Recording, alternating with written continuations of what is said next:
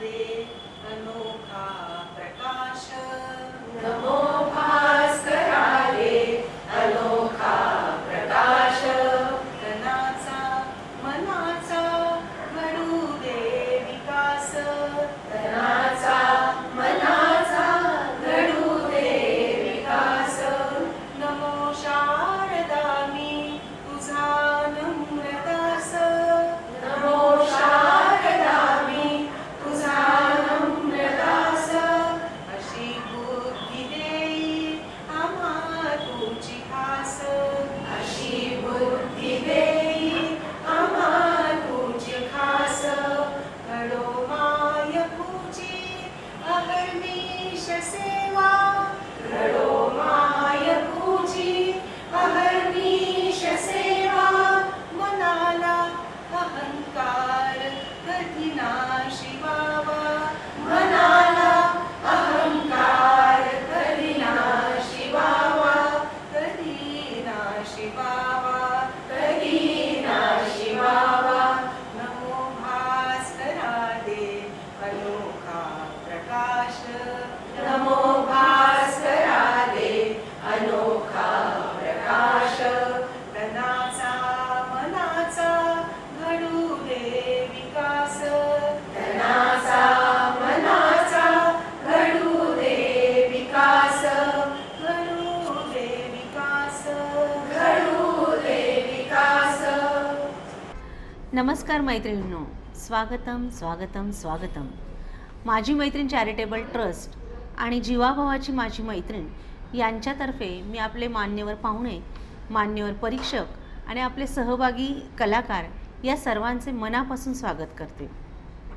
माझी मैत्रीण charitable trust आणि माझी मैत्रीण जीवाभावाची माझी मैत्रीण आयोजित महिला व मुलींच्या सर्वांगीण विकासासाठी आणि अभिव्यक्तीसाठी अनेक उपक्रम राबवले जातात. याच उपक्रमातील महत्त्वाचा उपक्रम म्हणजे सुहासिनी करंडक. हौशी महिलांना व्यक्त होण्यासाठी एक हक्काचे व्यासपीठ उपलब्ध करून देण्यासाठी सुहासिनी करंडक या उपक्रमाअंतर्गत महिलांसाठी एक पात्री नाट्य अभिनय स्पर्धा घेतली जाते. यंदाचे आपले स्पर्धेचे 5वे वर्ष आहे. चला तर मैत्रिणींनो, प्रथम आपण सुहासिनी करंडक अंतर्गत महिला एक पात्री प्रयोगाच्या प्राथमिक फेरीचे उद्घाटन मान्यवरांच्या हस्ते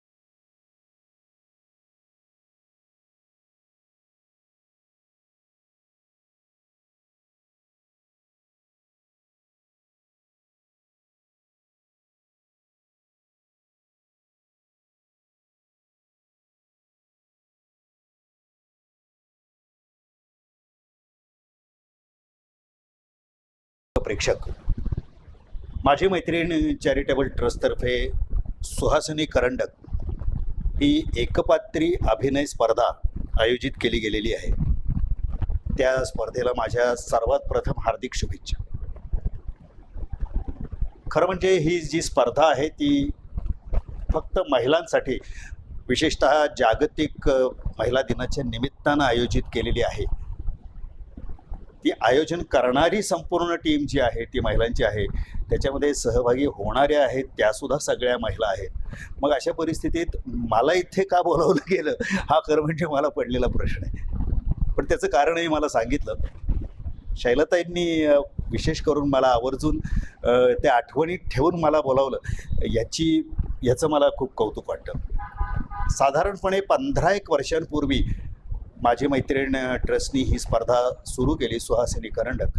आणि त्याच्यानंतर त्यावेळेला 4 वर्ष स्पर्धा सलग झाली आणि त्याच्यानंतर काही अपरिहार्य कारणामुळे ती बंद पडली. आणि आता यावर्षी ती पुन्हा आपण सुरू करतो आहोत असं मला शैलाताईंनी सांगितलं. मलाही आनंद झाला, कारण त्यावेळेला जेव्हा ही स्पर्धा झाली तेव्हा त्या स्पर्धेचा एकूण ढाचा कसा असावा वगैरे या संदर्भात मी काही मदत केल्याचं मला नक्की आठवत होतं. आणि त्या आठवणीत ठेवून शैलाताईंनी मला या ठिकाणी बोलावलं आणि आता पुन्हा ही स्पर्धा या ठिकाणी संपन्न होते आहे. तुमच्या सर्वांचा जो काही सहभाग याच्यामध्ये आहे तो निश्चितच आमचाही उत्साह वाढवणारा आहे. सर्वांना मनापासून शुभेच्छा देतो आणि रिपीट करतो, सर्वांना मनापासून शुभेच्छा देतो आणि स्पर्धा यशस्वी हो ह्याच नटराजचरणी प्रार्थना. धन्यवाद. मैत्रिणींनो, प्रथम आपण स्पर्धेविषयी थोडीफार माहिती घेऊया. माझी मैत्रीण चॅरिटेबल ट्रस्टतर्फे हौशी महिलांसाठी एकपात्री नाट्य अभिनय स्पर्धा घ्याव्यात अशी कल्पना सुचल्यानंतर शैला लिमये आणि मान्यवर नाट्य समीक्षक V. देशपांडे यांच्याशी या स्पर्धेच्या स्वरूपाबाबत चर्चा झाली. एकपात्री नाट्य सादर करणाऱ्या सुहासिनीताई मुळगावकर या प्रथम महिला अभिनेत्री होत्या. तसेच एकपात्री नाट्य प्रकारातील त्यांचे योगदान अनमोल होते.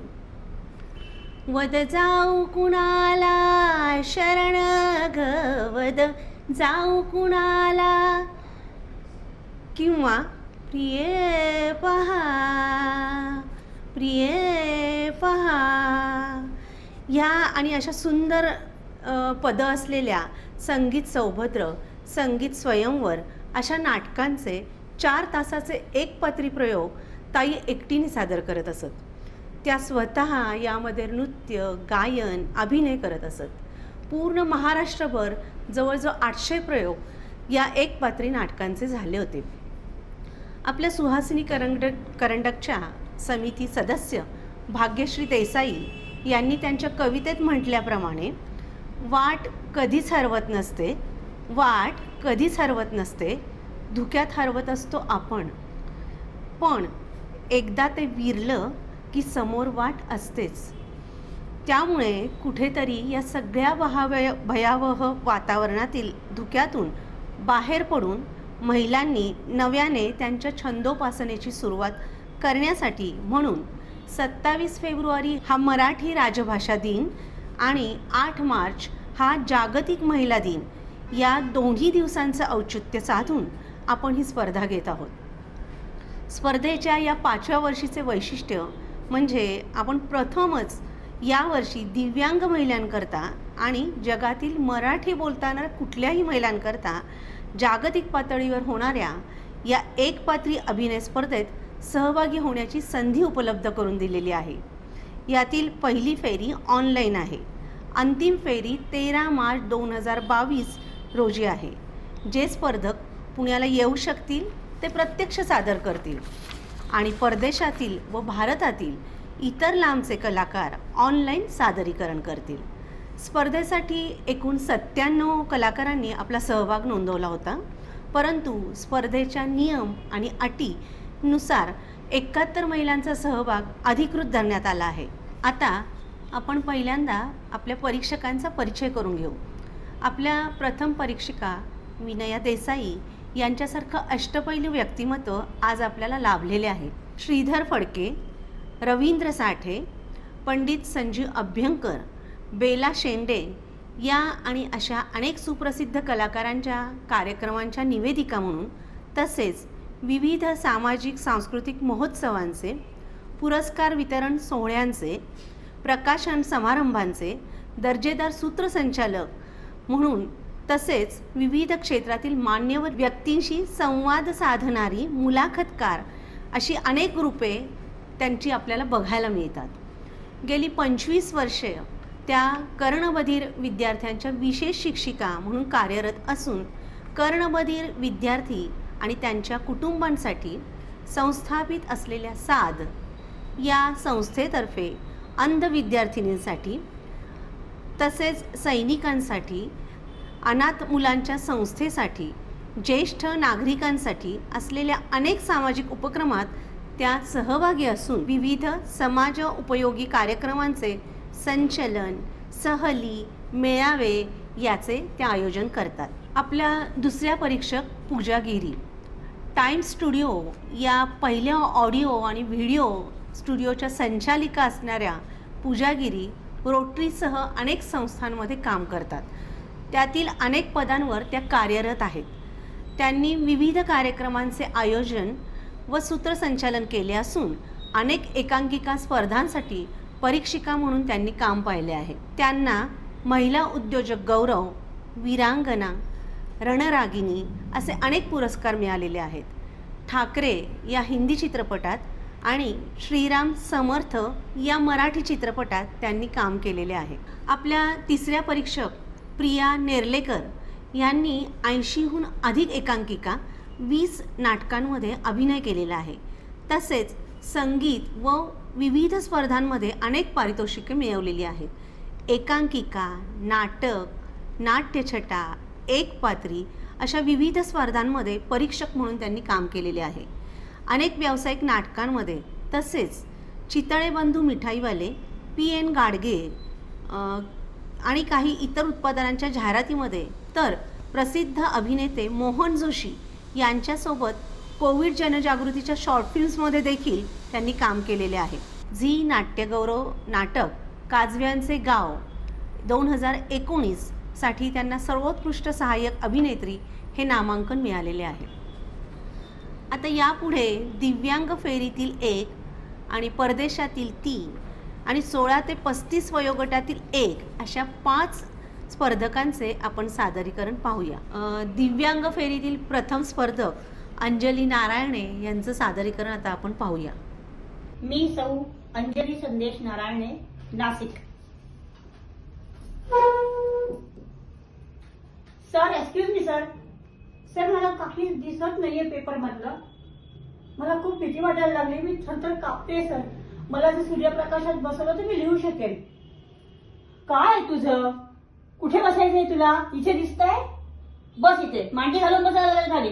ठीक आहे सर, चालेल, काही प्रॉब्लेम नाही. अहो, मी काय म्हणते, ही आता कॉमर्स ग्रॅज्युएट झाली आहे. हो ना ग. आणि एकीकडे म्हणते मला दिसत नाही. ताण आहे नुसता डोक्याला. कसं गळ्यातला धोंड वाटतोय मला नुसता. बघू एखाद्या जवळचं स्थळ बघून उडवून देऊ बाहेर लवकर. मम्मी, नका नका माझ्या जीवनाशी खेळू. मला थोडंसं शिकू द्या. मी अंधशाळेत जाऊ का प्लीज? माझ्यासारखी अनेक लोक असतील ना तिथे, शिकत असतील. अंधशाळेत वगैरे नाही नाही, आम्ही नाही पाठवणार. ते जवळचं स्थळ आलंय ते बघून घेऊ.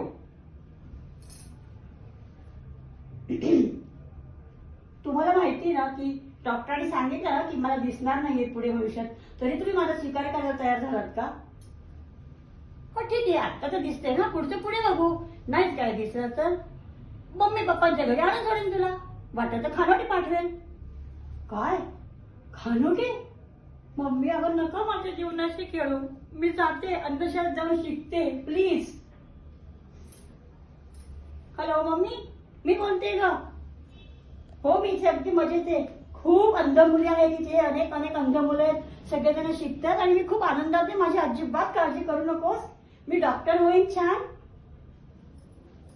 बरं बेटा, ठीक आहे, काळजी घे. मम्मी, मी फिजिओथेरपिस्ट झाले. मला खूप आनंद झाला यार.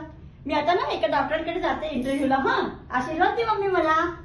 हो बेटा. May come in sir? Yes. Are you physiotherapist?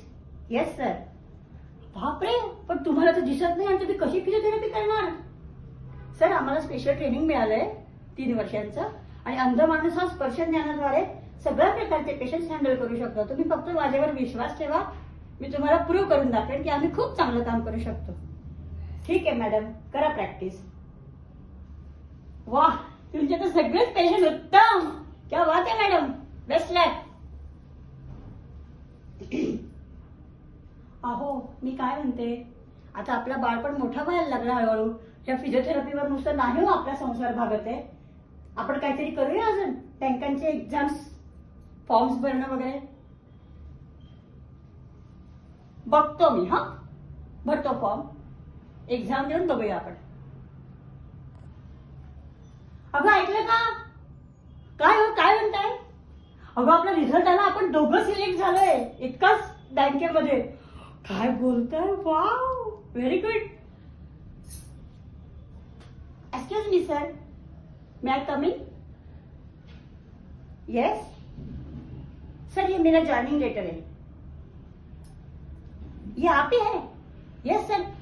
आप तो देख नहीं पाती, फिर बैंक में काम कैसे करोगी? सर मैंने कंप्यूटर भी सीखा है, मैं कंप्यूटर चला सकती हूँ. आप मुझे थोड़ा जॉस के सपोर्ट वाला कंप्यूटर प्रोवाइड कर दीजिए सर, मैं बहुत अच्छा काम करूंगी. ओके मैम, आप मार्केटिंग और क्रॉस सेलिंग कर सकती है ना जरूर. Yes sir. मैम मैं डिस्टर्ब यू? Yes sir.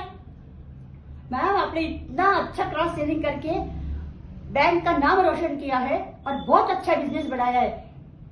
हम लोग सब आपको एक छोटा सा अवार्ड देना चाहते हैं. जी सर. ये तो टीम वर्क है सर, आप सब लोगों की सहायता से मैं ये कर पाई. Thank you sir, thank you very much. आत्ताच आपण अंजली नारायणे यांनी सादर केलेले सादरीकरण पाहिले. हे सादरीकरण त्यांनी स्वानुभवावरनं आणि स्वलिखित केलेले आहे. यापुढे दिव्यांग फेरीतील स्पर्धक क्रमांक 2 बेबी मोरे यांचे आपण सादरीकरण पाहूया. सन्माननीय परीक्षक, माझं नाव आहे बेबी गंगाधर मोरे. मी आज आपल्या समोर एक पात्री नाट्य प्रवेश सादर करणार आहे. त्याचं नाव आहे परीक्षा. बाई बाई, ह्या कोरोना व्हायरसने तर नुसता उच्छाद मांडलाय. कधी जाणार आहे कोणास ठाऊक. लवकर जाऊ दे रे देवा. तरी बरं, आज सई घरी येते. ट्रिंग ट्रिंग ट्रिंग ट्रिंग. आता कोण? 100 वर्ष आयुष्य आहे माझ्या मुलीला. हा बोल ग सई. आई, आज मी नाही येऊ शकणार ग घरी. का ग? येऊ शकणार नाही म्हणजे? अगं आई, 21 दिवसांचं लॉकडाऊन झालंय ग, म्हणून. अरे बापरे, 21 दिवसांचं लॉकडाऊन. थांब हं, मी बाबांशी बोलते.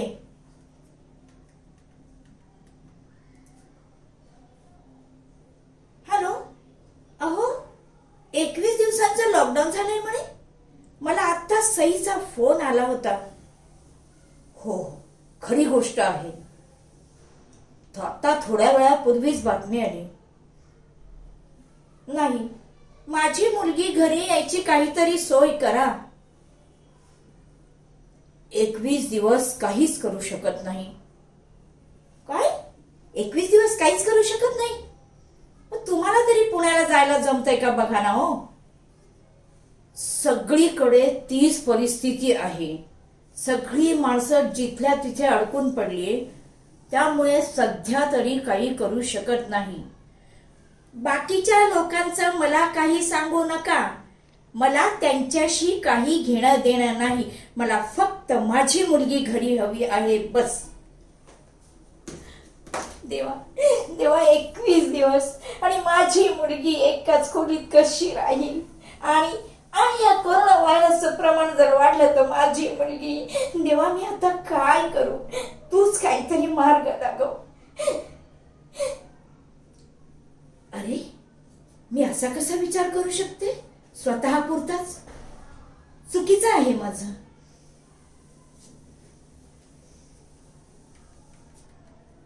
हॅलो, बोल ग आई. सई म्हणा, आधी शांत हो आणि माझं म्हणणं शांतपणे ऐक. अगं, हे जे कोरोना व्हायरसचं संकट आलंय ना, ते अख्ख्या जगावर आलंय.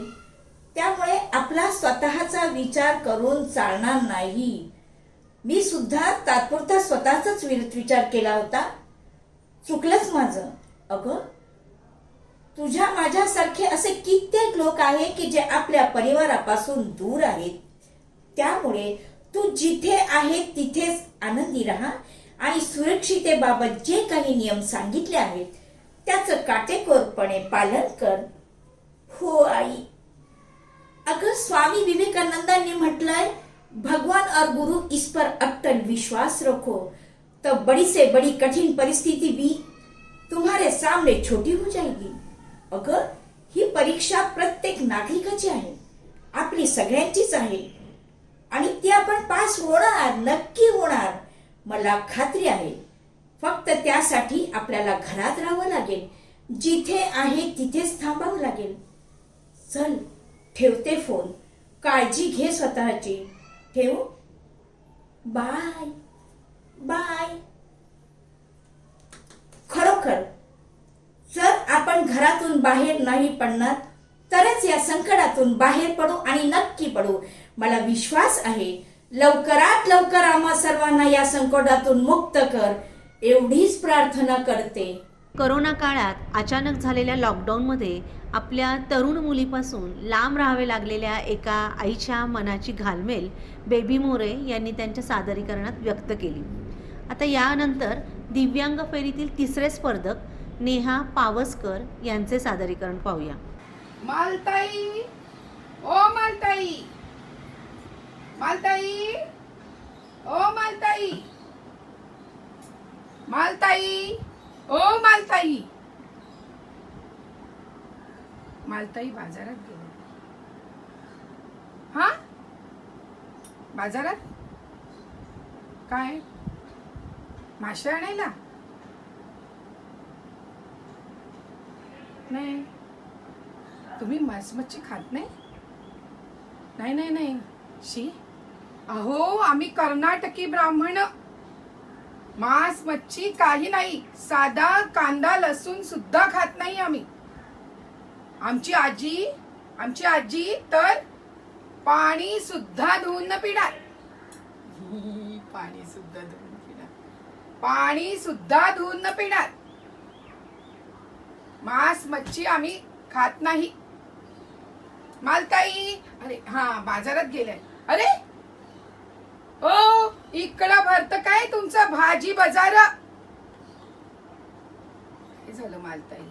अहो साधी भाजी आणायला सांगितली खाली जाऊन, तर इकडे येऊन बैल वरडताय तसं वरडत बसलेत.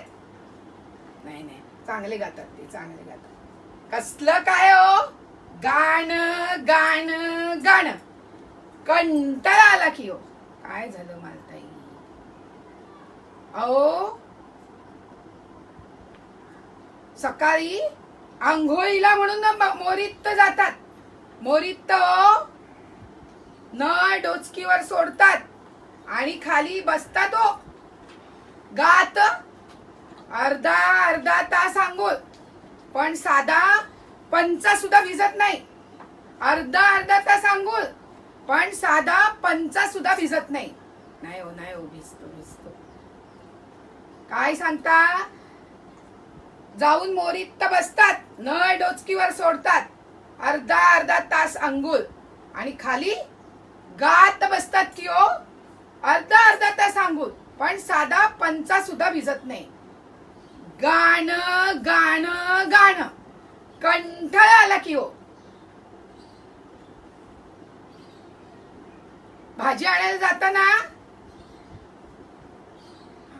चलो चलो चलो भाजी आणायला चलो. गाणं गाणं गाणं, कंटाळा आला की हो. चांगले गातात मामी ते, चांगले गातात. नाही हो, दिवसभर गाणं गाणं आणि गाणं, कंटाळा आला की हो. नेहा पावसकर यांनी आपल्या आहोंची गाणे गाण्याच्या आवडीची गोड तक्रार या सादरीकरणात दाखवलेली आहे.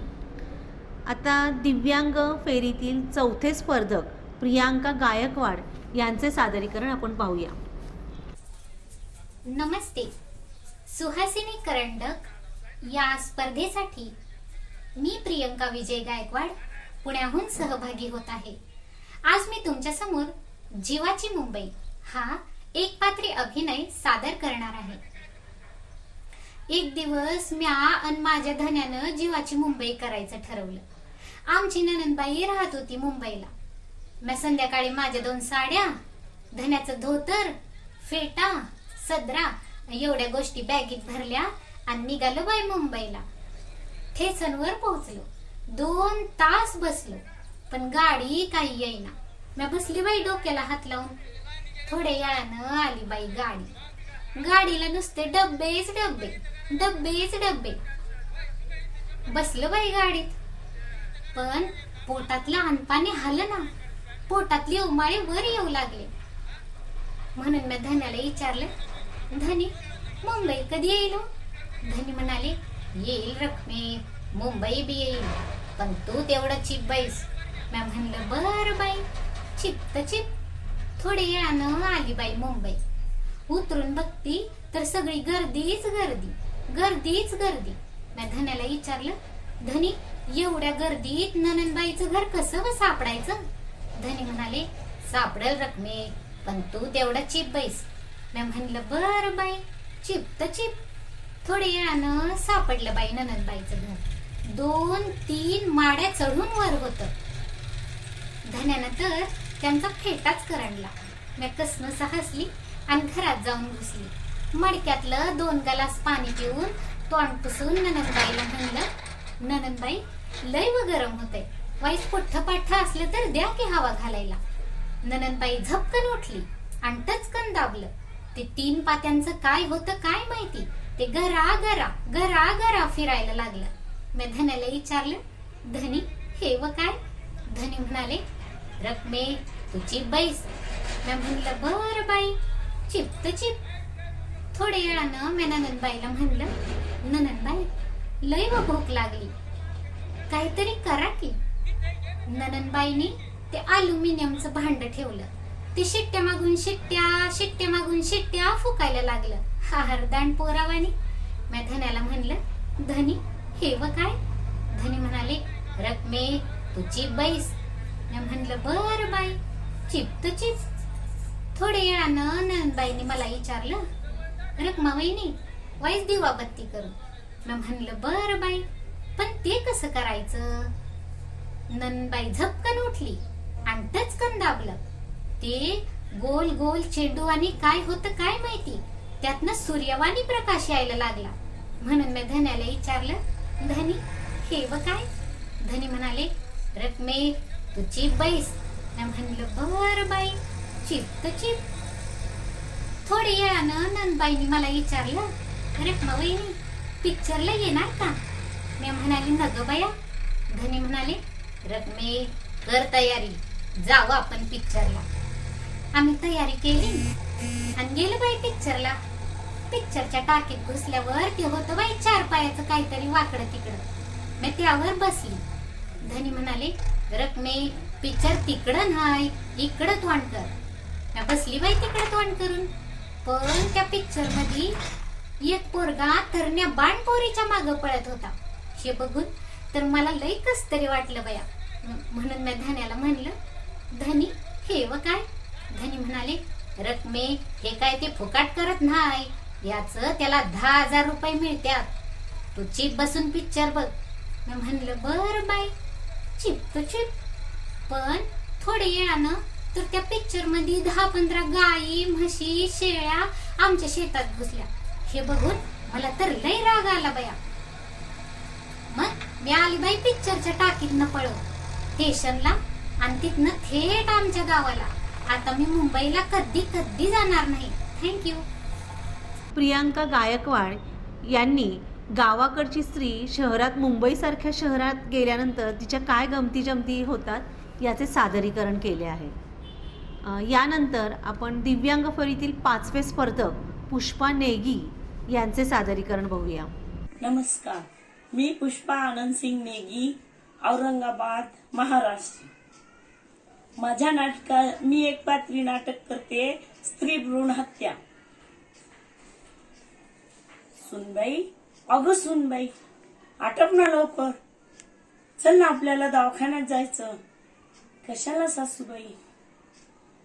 अगो आधीच तुला 4 मुली झाल्या आणि आता 5व्यांदा काय होतं काय नाही ते पाहून घेऊया. कशाला सासूबाई बाळाची हत्या करायची? अहो मुलगा होईल किंवा मुलगी होईल, जे ते आपल्या भाग्याने खाईल. नको ग बाई. अहो बघा ना, आई काय म्हणतात. आई जे बोलते ते बरोबरच आहे, ते केलंच पाहिजे. काय करू मी? पण आई आई मला मलायचं नाही ग, आई मला मलायचं नाही. काय करू? प्रणयाला फोन लावते. क्रिंग क्रिंग. आपण ज्या नंबरशी संपर्क करू इच्छिता तो सध्या व्यस्त आहे, कृपया थोड्या वेळाने डायल करा. आता काय करू? हे गणेशा, आता तरी लागू दे. क्रिंग क्रिंग. हॅलो. हा बोल प्रज्ञा. अगं प्रज्ञा, अगं प्रणया, माझी सासू माझ्या पोटातल्या बाळाची हत्या करायची म्हणते. कृपया तू काहीतरी कर ना माझ्यासाठी, काहीतरी कर ना. ठीक आहे. अगं राधा, गोदा, नर्मदा सर्वजण इकडे या ग, इकडे या. काय झालं गो? काय म्हणते प्रणया? अगो आपली मैत्रीण आहे ना प्रज्ञा, तिची सासू तिच्या बाळाची हत्या करायची म्हणते. अगं ते पोटातल्या बाळाला जीवाशी खतम करायचं म्हणती. करायचं काय? आपण मोर्चा नेऊया, पोलिसाची मदत घेऊया. साहेब, माझी मैत्रीण प्रज्ञा, हिची सासू तिच्या पोटातल्या बाळाची हत्या करायला निघालेली आहे. आपण त्वरित काहीतरी ऍक्शन घ्यावी म्हणते. हॅलो, काय चालू आहे ते? काही नाही, यांची तब्येत बरी नव्हती, या चेकअपला आल्या होत्या. चेकअप करते. बाळाची हत्या करता आणि चेकअप म्हणता? थांबा, तुम्ही तसं नाही ऐकणार. तुम्हाला अटकच करतो, तुम्हाला कोर्टातच खिचतो. Order order. हिच्या सासू, यांच्या सासू साहेब, यांच्या सासूबाई आणि ह्या सुनबाई यांच्या पोटातल्या बाळाची हत्या यांच्या सासूबाई करत आहे. आपण काहीतरी करावे, यांना कायमची शिक्षा द्या. बंद करा स्त्री भ्रूण हत्या, बंद करा, बंद करा, बंद करा स्त्री भ्रूण हत्या, बंद करा स्त्री भ्रूण हत्या, बंद करा. पुष्पा नेगी यांनी स्त्री भ्रूण हत्येवर आवाज उठवलेला आहे.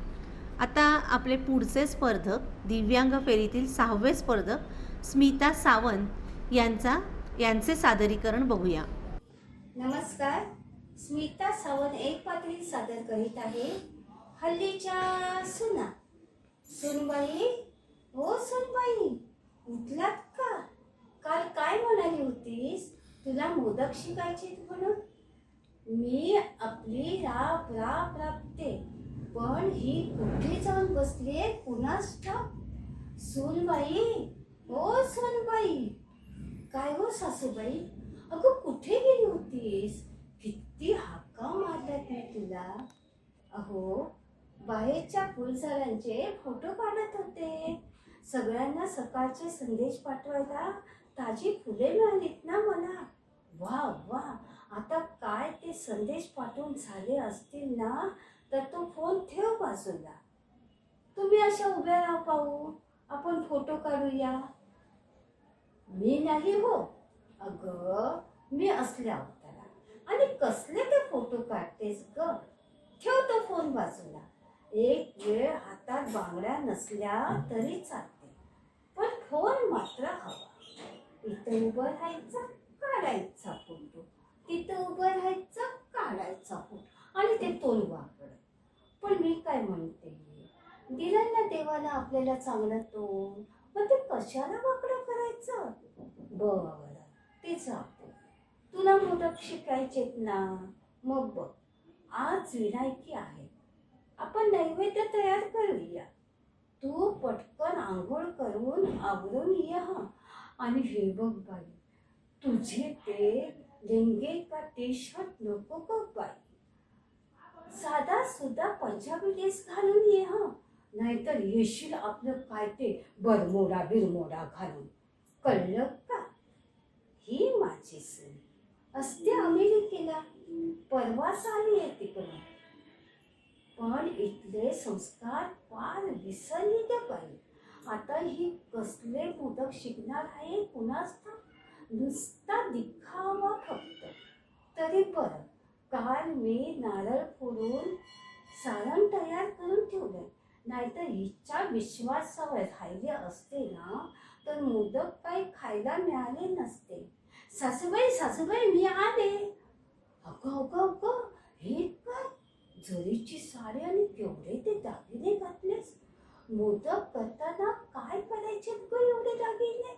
अहो, मोदक करतानाचे फोटो तिथल्या मैत्रिणींना पाठवायचे आहेत, ते पारंपरिक वाटले पाहिजे ना. अरे देवा गजानना, तूच बघ रे आता काय ते. अगं, या साडीमध्ये या दागिन्यांमध्ये काम करायला तुला जमणार आहे का? अगं तू फोन का हातात धरलायस, उकड घे ना हातात. अहो सासूबाई, तुम्ही मोदक कसा तयार करताय त्याचं शूटिंग करताय मी. अगं बाई, मी असल्या अवतारात आणि कसलं ग शूटिंग करतेस? अहो फक्त हाताचं आणि मोदकाचं शूटिंग केलंय. बघू बघू बघू, वा छानच छान आहे ना शूटिंग. माझे हात किती सुरेख दिसतायत ना. अगं, तू जर मला आधी सांगितलं असतंस तर मी नेलपेंट लावलं असतं, 4 बांगड्या घातल्या असत्या हातात. वा, आवडला सगळ्यांना व्हिडिओ? काय तू पाठवला सुद्धा व्हिडिओ? काय म्हणतायत मग? खूपच छान. सासूबाईंचा फोटो पाठव असं म्हणतायत. असं का? बरं, मी असं करते, छानपैकी तयार होऊन येते हा, मग आपल्या दोघींचा सुंदर असा फोटो काढा. मंडळी, आपल्याला नव्या जमान्याप्रमाणे चालायलाच पाहिजे, बदलायलाच पाहिजे त्यांच्याप्रमाणे, नाही तर लोक आपल्याला नावं ठेवतात. येतेच मी. स्मिता सावंत यांनी त्यांच्या सादरीकरणात सासू सुनांच्या संवादातून नव्या आणि जुन्या पिढीचा गमतीशीर संघर्ष आपल्याला दाखवला आहे.